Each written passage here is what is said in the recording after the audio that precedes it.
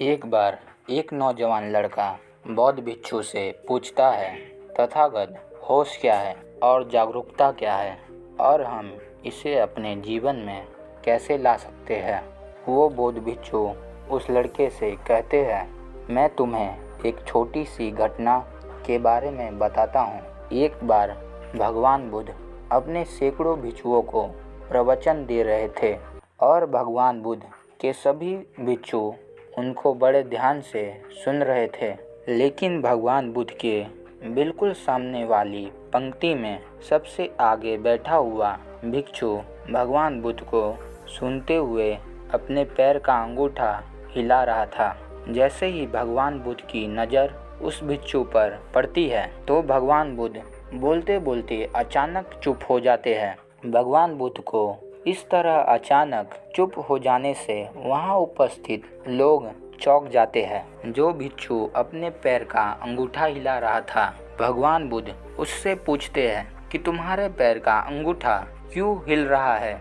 जैसे ही वह भिक्षु भगवान बुद्ध के इन शब्दों को सुनता है, वह भिक्षु अपने पैर का अंगूठा हिलाना बंद कर देता है और भगवान बुद्ध से कहता है, आपका शब्द और समय यह दोनों ही कीमती है, इसलिए आप इस तरह की छोटी बातों पर ध्यान मत दीजिए। और वैसे भी मैं आपको सुन तो रहा हूँ, तो इससे अंतर क्या पड़ता है कि मेरे पैर का अंगूठा हिल रहा था या नहीं। तो भगवान बुद्ध उस भिक्षु से पूछते हैं, क्या तुम अपने पैर का अंगूठा जानबूझकर हिला रहे थे। वह भिक्षु भगवान बुद्ध से कहता है कि तथागत, मुझे तो पता ही अब लगा है कि मेरे पैर का अंगूठा हिल रहा है। भगवान बुद्ध कहते हैं, फिर यह छोटी बात नहीं है, क्योंकि तुम्हारे पैर का अंगूठा तुम्हारे मर्जी के बिना हिल सकता है, तो तुम्हारा मन भी तुम्हारे मर्जी के बिना ही तुमसे कुछ भी करवा सकता है। और यही कारण है कि व्यक्ति ऐसे पाप कर देता है जिन्हें करने के बारे में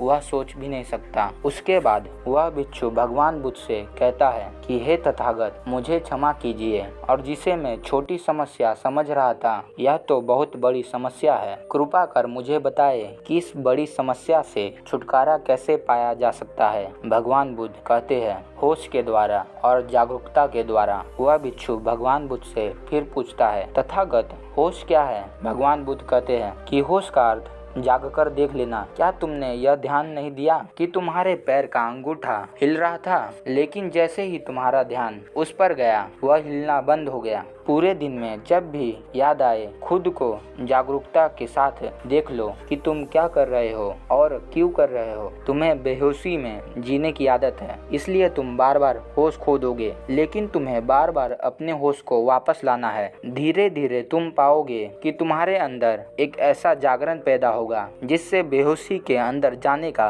कोई कारण ही नहीं बचेगा। उसके बाद बौद्ध भिक्षु उस नौजवान से पूछते हैं कि तुम इस घटना से क्या समझे। वह नौजवान लड़का कहता है, होश का अर्थ खुद को देखना। अगर हम लगातार जागरूक रहने का प्रयास करते हैं तो हमारे अंदर एक ऐसा जागरण पैदा होगा जिससे हम कभी बेहोशी का शिकार नहीं बन सकते। फिर वह बौद्ध भिक्षु उस लड़के को कहते हैं कि शुरुआत में जबरदस्ती से जागरूक रहना होगा, बाद में जागरूकता तुम्हारा स्वभाव बन जाएगी।